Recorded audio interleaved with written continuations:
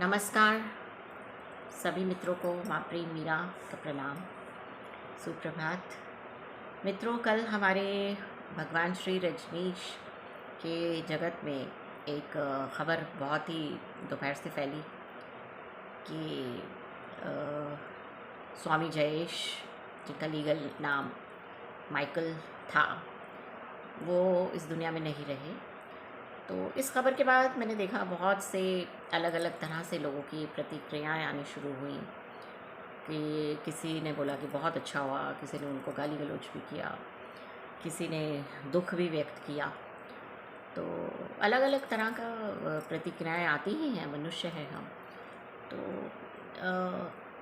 एक चीज़ मैं ये कहना चाहूँगी क्योंकि कुछ मित्रों ने मुझे फ़ोन करके बोला कि माँ, जो आपने दशहरे वाले दिन मशाल यात्रा निकाली थी उसका आह्वान किया था और वहाँ पे जा कर के अपने बर्निंग घाट में आपने 3 लोगों के पुतले जलाए थे, तो उसका ये असर है या जो भी है। तो मैं ये कहना चाहूँगी, असर तो एग्जिस्टेंस ने जो दुनिया में जिसको भेजा है उसको वापस बुलाने का भी एक अपना प्रोसेस रखा हुआ है। वो कब कहाँ किधर कौन चला जाए कुछ नहीं पता होता। एक वही ऐसी चीज़ है जो प्रकृति ने, एग्जिस्टेंस ने अपने कंट्रोल में रखी हुई है। और बाकी किसका भी प्रयास उससे फ़र्क नहीं पड़ता, क्योंकि हम सभी मित्र, बहुत सारे मित्र मैं कहूँगी, ओशो लेगेसी को बचाने के लिए लगे हुए हैं, अलग अलग माध्यमों से, अलग अलग तरीक़ों से। तो हम ये बोलें कि इसके प्रयास से हुआ, उससे वो, ठीक है, वो एक कलेक्टिव ऊर्जा कार्य करती है। जब इतने सारे लाखों लोग जो हैं एक व्यक्ति को दोषी मान रहे हैं बहुत सारी चीज़ों के लिए, कॉपीराइट का इशू हो, चाहे और भी कई मुद्दे हों, तो इसलिए हम में से किसी को ये अहंकार नहीं पालना कि जी हमने ऐसा किया तो ऐसा हो गया, या कोर्ट की कल हियरिंग थी तो ये हो गया। नहीं, हम सभी सेल्फलेस होकर के जो प्रयास कर रहे हैं, जो भी लोग सेल्फलेस, तो वो चीज़ें कभी खाली नहीं जाती एग्जिस्टेंस में, उसका ज़रूर कुछ ना कुछ होता ही है। और मैं एक बात और कहना चाहूँगी कि जो अपने माइकल जी थे, उनसे कोई हमारा पर्सनल ग्रजेस कुछ भी नहीं थे कि कोई हमारा कोई पर्सनली उन्होंने कुछ नुकसान पहुँचाया हो या उन्होंने कोई हमको पर्सनली कुछ कहा हो। इनफैक्ट मैं उनसे एक दफ़ा मिली थी अपने रिसॉर्ट में, तो वहाँ पर उन्होंने बहुत अच्छे से हैंडशेक किया था, क्योंकि मुझे मिलवाया गया था कि मैं दिल्ली में हूँ और उस टाइम में मैं ओशो टाइम्स के लिए मुझे कुछ काम भी दिया गया था दिल्ली में। तो इस तरह से मुझे इंट्रोड्यूस कराया था, तो बहुत अच्छे से उन्होंने हैंडशेक किया था।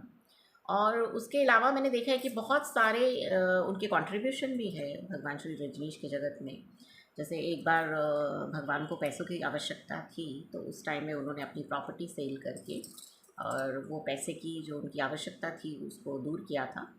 तो बाकी क्या होता है कि रावण तो एक प्रतीक है, रावण तो हम सभी के भीतर होता है। हमारी जो जिसको कहते हैं ना डिज़ायर्स, हमारी ईर्ष्या, हमारी लस्ट, हमारी जो सब इस तरह के जो भाव होते हैं, तो वो हमको मजबूर करते हैं गलत कार्य करने के लिए। तो प्रकृति की तरफ से तो कोई आता नहीं है रावण बन के, लेकिन हाँ, वो रावण जो है हम इधर बन जाते हैं जब हम अपनी इच्छाओं की पूर्ति के लिए हम एक गलत मार्ग चूज़ कर लेते हैं और भूल जाते हैं कि हम किस गुरु के शिष्य हैं और हम किस भगवान के भक्त हैं और हम यहाँ पर क्या करने आए थे।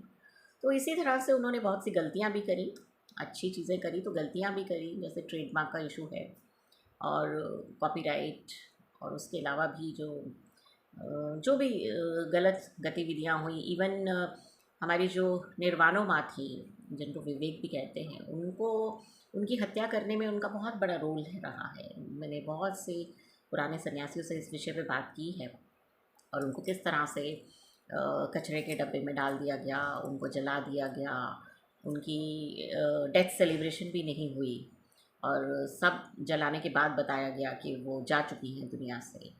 तो इस तरह से बहुत से उन्होंने क्राइम भी किए हैं। तो अब आप राजा हो या रंग, क्रिमिनल हो या साधु, जाना तो है ही।